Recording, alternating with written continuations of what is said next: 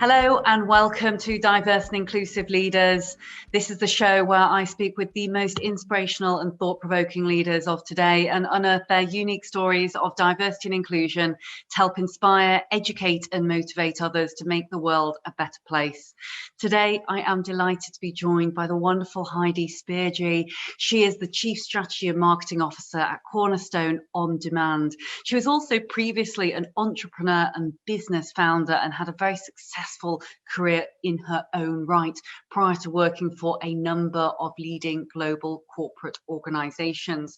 She's had over 20 years worth of experience helping organizations unleash their power of their workforce by identifying, implementing innovative talent practices and technology. She's currently leading the company's global marketing functions, driving strategy, innovation for the business and helping to define the vision for the next generation of Cornerstone's solutions focused on talent experience. Welcome to the show, Heidi. Thank you so much, Leila, for having me. Really excited for our conversation.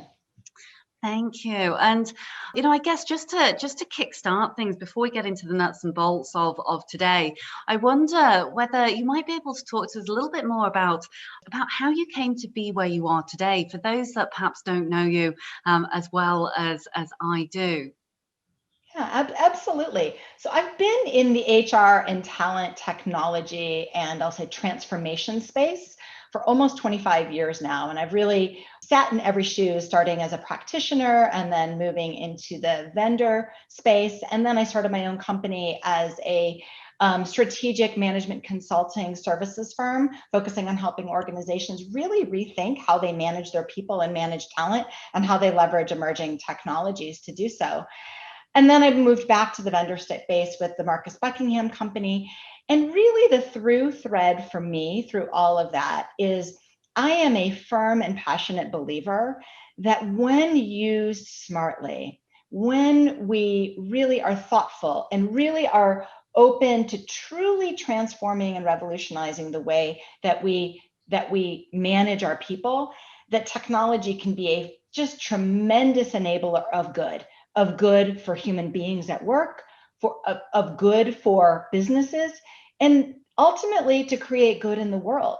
I believe that if we can create a more equitable, a more fulfilling, a more nurturing, and a more inspiring workplace with purpose, that people will become better versions of themselves and take that goodness, take that positive experience out into the world and create good in the world. So to me, it's very much a mission.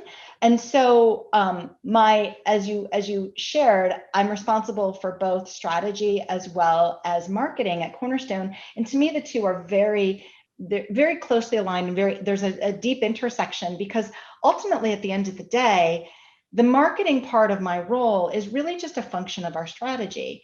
You have to really think big and figure out how are we going to impact our customers? How are we going to impact people's lives at work? And how do we tell that to the world? How do we tell that story? So that's really my role, is that responsibility. And that's why I came to Cornerstone, was because Cornerstone's been around for 20 years and has really been the pioneer of learning technologies and really been at the forefront of helping organizations understand how technology can really help transform their business by transforming their people. And it was a good home for me because I'm excited about what's to come in the next decade. And I think we're really just at the beginning. Wow, thank you so much for sharing, Heidi. And I absolutely agree. I think marketing and strategy, the two go hand in hand, add on top of that as well, diversity, inclusion, belonging, people-centric culture. Ultimately, you've got, the ideal strategic role that goes across many different functions. And I wonder if you don't mind me asking, because obviously you work for, huge amount of different corporations, household names, but then you've also run your own business. I wonder, if we were to dive back even further to kind of like the young Heidi, what was it that kind of really drove you to take this career path?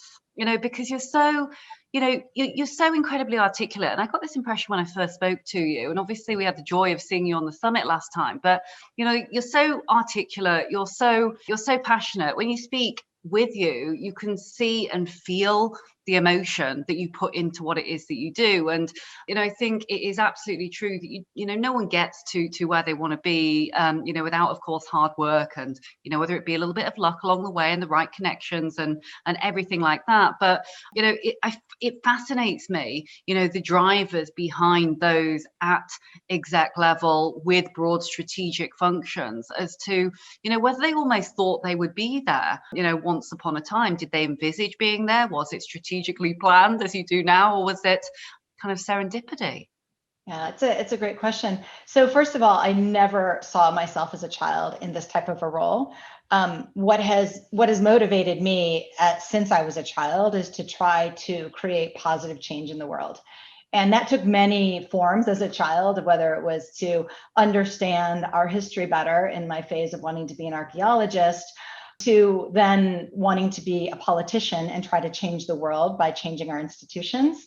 And I did major in political science. And then I discovered my passion for art and my belief that art and the creative process and beauty can serve to inspire and serve to create just tremendous change. And I see just a tremendous value that the arts play in the world. And I got my master's in art history. Never did I want to go into business. So one thing that you can see, business and technology did not feature at all in either my childhood or in my education. And in fact, my father was a lifelong VP of sales. And I always said to him, I'll never go into business. Business is boring. Little did I know how deeply creative business is, and how businesses, the conclusions that I've come to over the last decade is that businesses and corporations have a huge role and a huge responsibility to create positive change in the world. And business, when done well, when led well by deeply creative, open-minded, transformative leaders, business has the opportunity to truly be a deeply creative experience for the people at work. So for me, it's been an intersection between being able to rethink processes, standards, norms, conventions that we as organizations, businesses across the globe, as well as HR departments, have taken for granted. And to me, it's a very interesting and exciting personal experience to help businesses rethink what they've done, because what's gotten us all here is not going to get us there. So I think this intersection between creativity and then creating positive impact on the world, I don't know if I were in a different industry, whether or not I would have spent 25 years dedicating so much of my life to what I do. But I happen to be deeply committed and deeply inspired by what the future holds when we as a global business community can stop and rethink how we create a really positive work experience for people. And I think for me, that's a personal mission. And for our company at Cornerstone, it's a mission. So I think it's those two things. And I would encourage anyone who doesn't think business is creative or is not working for an organization that feels like they have the opportunity to create and to invent and to rethink and to experiment, to perhaps rethink the role that you're in or rethink the company that you're working for, because business at its best is highly creative and can have tremendous impact in the world. I couldn't agree more. And I love how philosophical as well you are. And I'm wondering whether that is perhaps some of the studying with your earlier days back when you were at university in political science and philosophy kind of coming out there. But like yourself, I did art and business in my younger days, actually. And it's really interesting to see that almost like that bridging of the two together, in particular in such a digitally changing, fast-paced world right now. It's being creative to actually solve those problems. And of course, when you talk there, as you do, about kind of working with a people-centric organization, and I know you talked prolifically previously about the future of work and how to foster diversity in tech and leadership. Things like this are absolutely critical to success. Yes, absolutely. One of the things that I have been really passionate about from the beginning and very committed to in all of the roles that I've played, whether it was in founding my own company or being a leader in other companies, is how to create a work experience that is deeply filled with purpose and meaning, and creates an environment where people can feel that they can bring their full self to work. I always say we're people first and workers second, and we all need to always lead that way and operate that way and keep that at the forefront as we engage with our colleagues, and particularly in 2020 and in these early days of 2021, seeing our coworkers and seeing our teams as human beings is everything. It's everything. And I do believe that's where good leaders start, is with that true and deep connection with their people and the ability to see them as humans with their own unique struggles, quirks, strengths, challenges, desires, passions, idiosyncrasies, and make space for that. And that's been part of, I think, my innate leadership ethos from the beginning. I think a reflection of who I am. And I think the exciting thing about what's happened over the last few years, and it really accelerated in 2020, is that I think we are now really, organizations are deeply and rapidly beginning to understand the importance of empathy in leadership. And it's no longer something that leaders are paying lip service to, or is just a book on your shelf.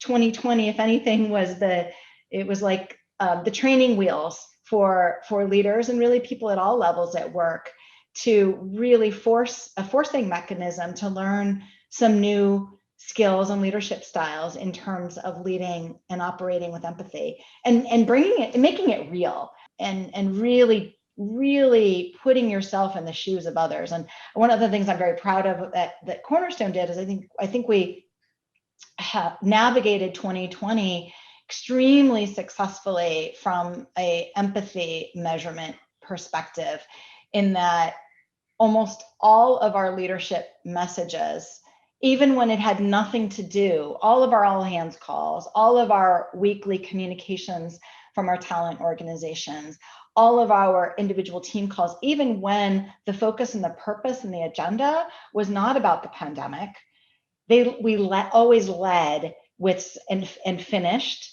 with a human message to make sure people felt grounded and safe and seen and supported as every person has navigated their own individual challenges. And I think it's a great template, if you will, or a great model for, and I know that Cornerstone's not unique, many organizations had their similar opportunities to rise to a new occasion. And that's the thing I'm most excited about in terms of the future, is I hope that will carry forward, because even when the world stabilizes, we all need to operate that way.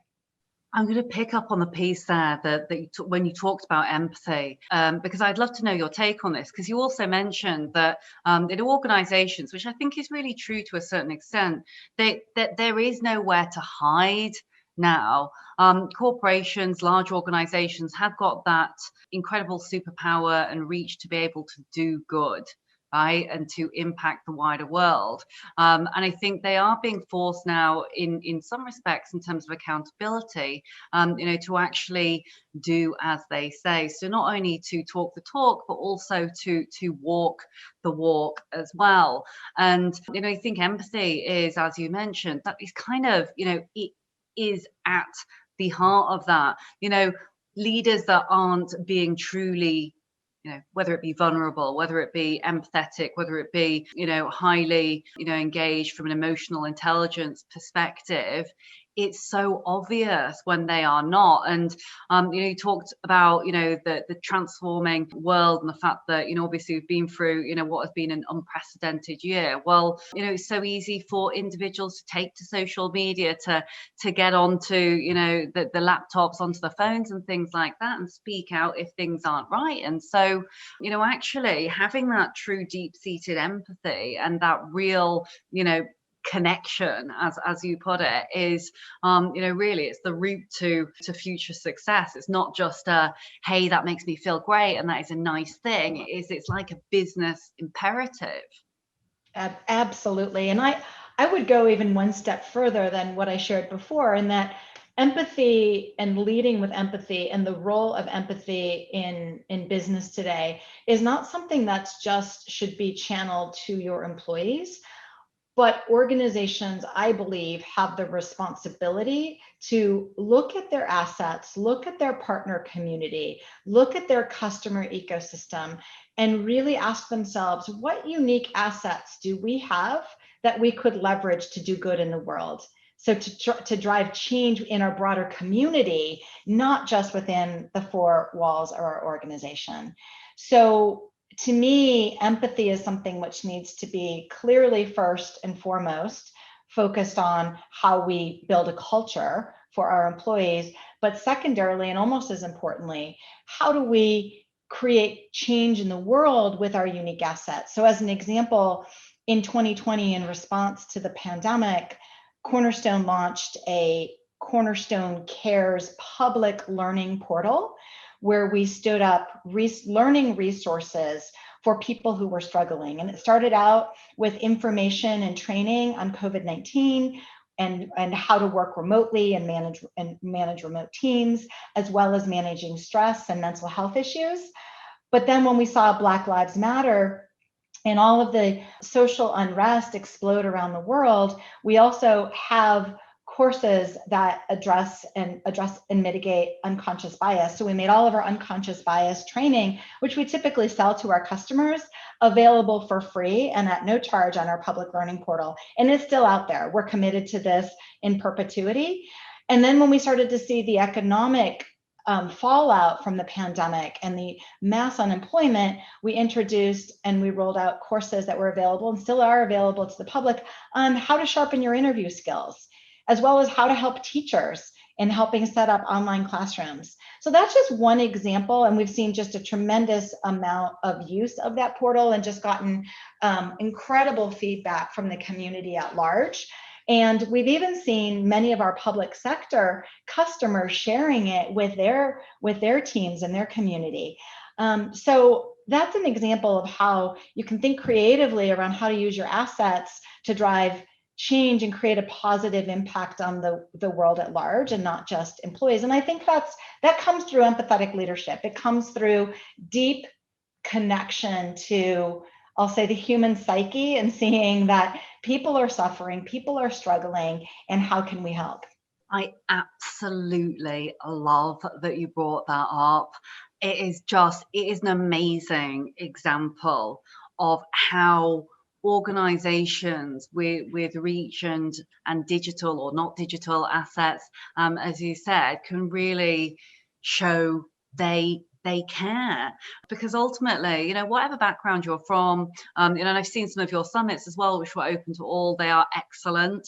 It's about making those things accessible, whoever you are, wherever you are, and especially in the digital world, which actually can be a huge positive, given, the moments that we're in right now, to be able to help inspire and educate and motivate others to really get back on, what has been a pretty difficult wagon. But I think, interestingly, we've seen organizations that really care, and as you say, have that true deep-seated empathy, have absolutely come to the fore.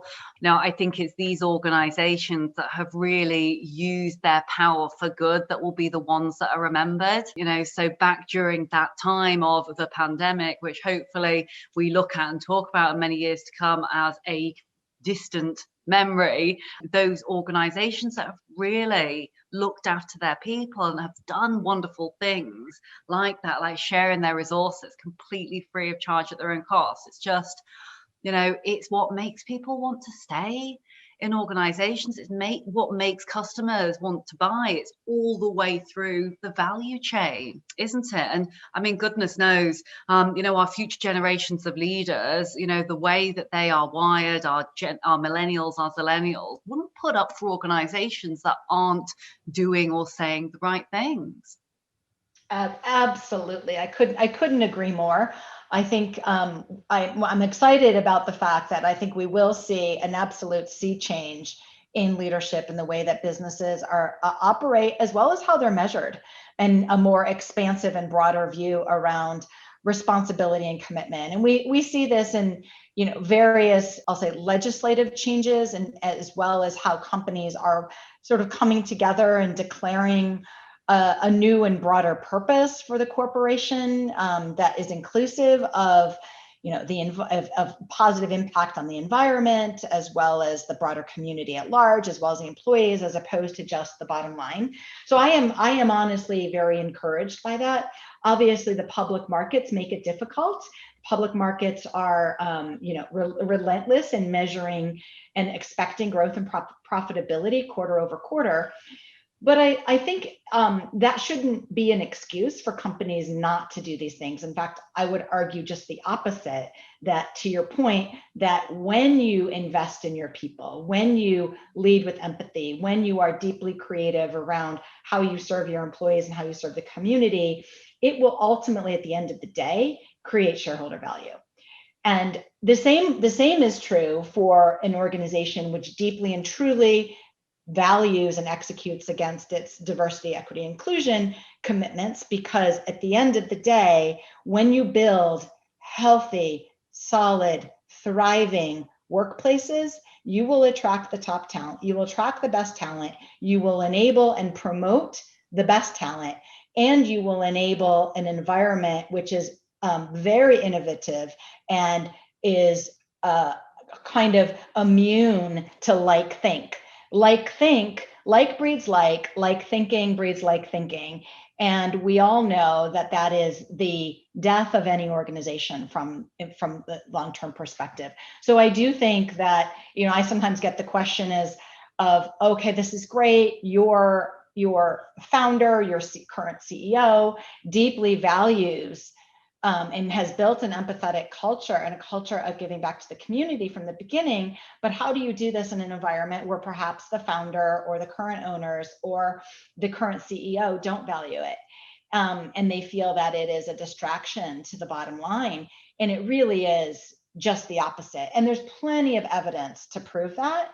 And more organizations and more even skeptics, leader skeptics, who first felt like focusing on too much on creating purpose and a positive workplace for employees, as well as an equitable and diverse workplace, that somehow that was a distraction, that somehow that was going to cost too much, or we're going to coddle our employees, or going to wind up having to make compromises on who we hire. And it's actually the opposite. So, and I think I'm encouraged. I think the world is starting to wake up and begin to understand that. I think the world is starting to wake up and see that in abundance. It's hard not to see how incredibly important that is, given all of the world events. But I mean, I love how you talk about creativity and that lack of groupthink ultimately, because that is diversity in its richest form, isn't it? It's that diversity, it's that rich smorgasbord of different ideas, different mindsets, different backgrounds that bring something new and unique to the table. And that is clearly how you've done what you've done, and the organization has done what it's done, in staying at the forefront of the game when it comes to being cutting edge, because no longer can we rest on our laurels and think, hey, we're successful right now, that's going to be the same case in the next couple of years. It moves too damn quickly for that. Yeah, really does. Absolutely. And I mean, it's very simple that innovation absolutely requires cognitive diversity. And every business serves all people. We don't just serve white men under the age of 60 with college degrees. We serve people of all kinds of backgrounds and gender and sexual orientation and race. And if we think for a moment that without including them in creating the future of the world, that somehow we're going to be able to serve those customers well, we're fooling ourselves. We all have too much innate bias. It's the way the human brain works. And we will not be able to make that leap outside of current state and create those breakthroughs without building cognitive diversity, which really comes in many forms. So one of the things I talk about with my team quite frequently is the analogy I like to use is, and as I mentioned, I'm an art lover, is the Renaissance. And if you think about what happened in Florence during the Renaissance, in a very short period of time, there was just an explosion of innovation that's really impacted every walk of life, from science to the arts to philosophy to playwriting to astronomy, you name it. But it didn't happen by accident. It wasn't like just some sort of cosmic event of luck. There was a family called the Medicis, and they actively sponsored people, some of the brightest people and diverse thinkers from all across Europe, to come to Florence and live in Florence, and they were their benefactors, and they paid for them to live in Florence and live an intellectual life of discourse. And that discourse was entirely cross-functional. It was you had poets talking to astronomers, talking to philosophers, talking to painters, and you name it. And that inspired each of those individual people within their particular specialty to create something that had never been created before, and to have breakthrough ideas and concepts, and give birth to the Renaissance. And I think we as business leaders have a lot to learn from that. How do we create cognitive diversity consciously? Not just hopefully let it happen through our recruiting processes. There's a million ways. We could do an entire podcast on how to create cognitive diversity. There's a million ways to proactively do it.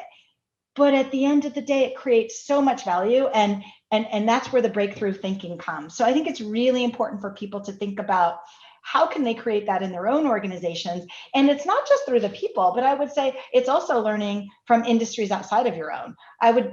All of my best breakthrough moments have come from when I've been reading an article about something completely unrelated to talent technology or to workplace practices. And I learn every day from other industries. So I think also having that growth mindset, and what I call a beginner's mindset, which means approaching every problem not as an expert, but as a beginner, with curiosity and a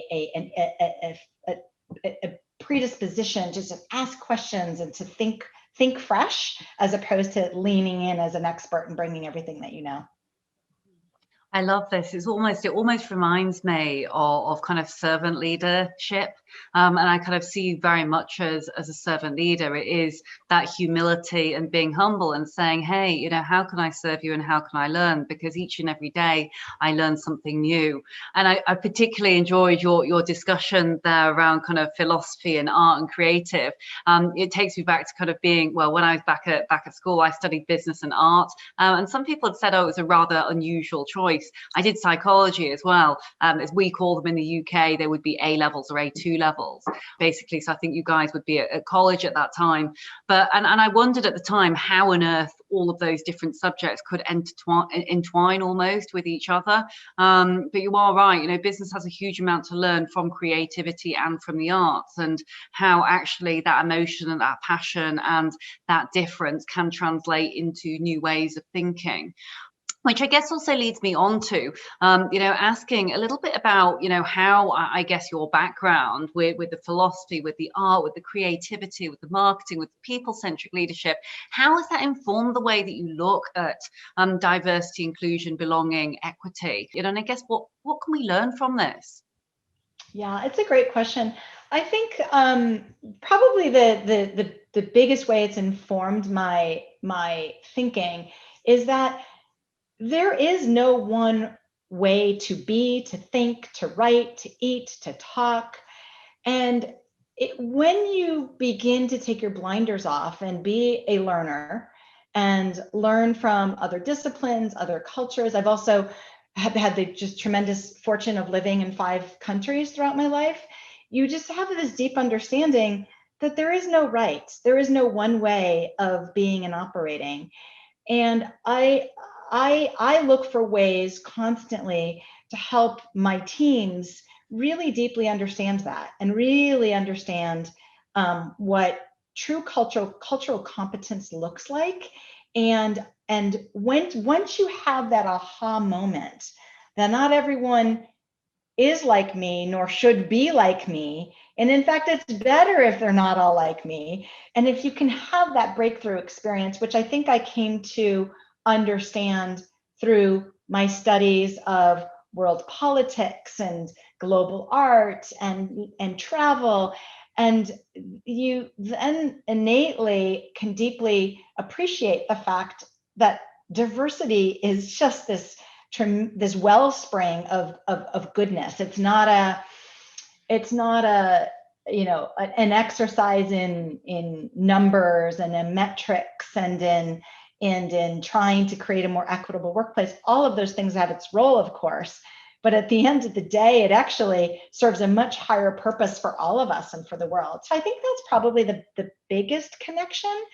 I also have to say that I would be remiss to say that my perspective on DE&I isn't also informed by spending 25 years in high tech in Silicon Valley. And it is, as a woman in high tech over the last 25 years, I have often, very often, been the only woman on any given leadership team, in meetings, at team offsites, et cetera.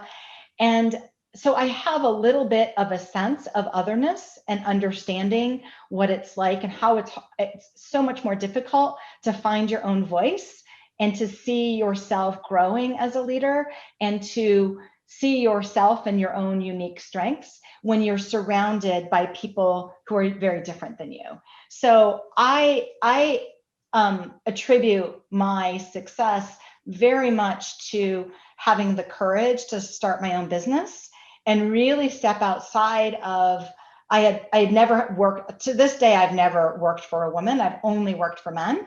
And I was given the opportunity by starting my own business to really find my own leadership style and really understand who I am and what my unique strengths are as a leader. And I was able to do that because I had an open sandbox to experiment running my own company and without the constraints of high tech. And so I think that that's the other really informative experience in my background, that throughout the last 25 years up until now, I'd be fooling us to say, I mean, just last year in front of my boss, former CEO, I was, he ordered we were ordering beers at a bar, and the whole leadership team was standing around, and he said, "I'll have a blonde." And the bartender said, "Hey, you got one right next to you," and winked. And I mean, just those little things of being made other and your difference being pointed out and that moment of discomfort, it's all around us. And I think that personally, I think that white women have it better than people of color. So I don't want to claim as deep of an understanding of otherness as people of color do in the workplace. At least I'm speaking on behalf of the high-tech industry, Silicon Valley, United States, but it has absolutely given me an appreciation for what men and women of color are grappling with. And we still have a long, long, long way to go for women as well. That was so beautifully said, Heidi. And I think it's that recognition of, to a degree, yes, privilege, but I also think that the want to look through the lens of another human being, it's like I can't understand, I don't have the lived experience of being a Black female, for example, or even a male. I couldn't pretend that I ever would do, but I can, coming back to your earlier point, can empathize and really show heart, courage, and the desire to want to really understand and then try and help and support and be a great ally. And so I think the recognition there that you give, and also the reaching out and holding your hands out and saying, hey, I don't know it all, that the very, very best leaders are like that. They show their vulnerability, they show their courage through saying, they just don't know it all. And that's what people really connect with. So at the end of the day, if we took away the color of our hair, the color of our skin, everything else, we're just flesh and blood at the end of the day. We are human beings. We're beating hearts and souls. And so connecting on that real deep human level and really trying to see the world from another's eyes is ultimately what's of most importance. Could not agree more. And I think we are beginning of an era where companies are beginning to value and see that valuing people as human beings is absolutely essential and critical. And I do believe that diversity, equity, and inclusion, DE&I benefits from that, because that is the root of all understanding and connection, is that empathy and that feeling that we are all people and we are all the same and we all deserve equal opportunity and ability to feel known and trusted and valued and belonging and at work. And so I'm optimistic about where we're going. Indeed. And I take my hat off to you. Running your own business, I've been there, I do it. It takes some serious grit and determination. But at the same token, my goodness, can you really flex your creative muscles at the same time? And before we run out of time, Heidi, I just wanted to ask a couple of quick lightning round questions, which I'm really, really intrigued to know the answers to, actually. Hardest one first, I guess, and that is, what would you say has been your secret to success? I would say the ability to take risks and courage. I've taken on so many roles over my career that I had such a learning curve.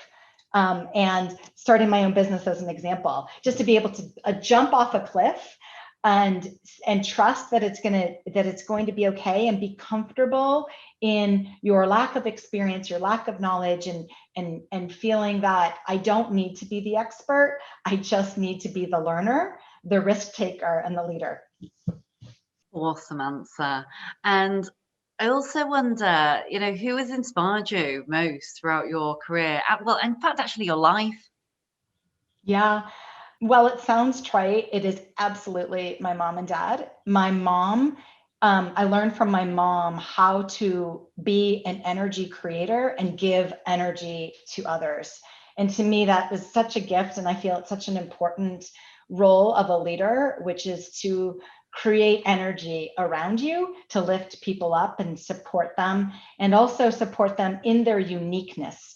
Don't compare, don't dwell on weaknesses or opportunities. HR's gotten it all wrong. Focus on unique strengths. And that was my mom. She always saw the good in us and the strengths in us and the possibility in us.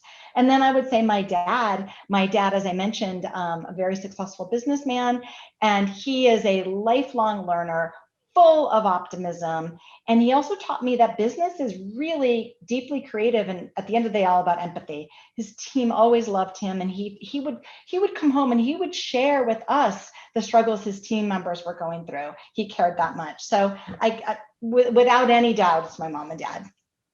Well, I bet they're incredibly proud, Heidi.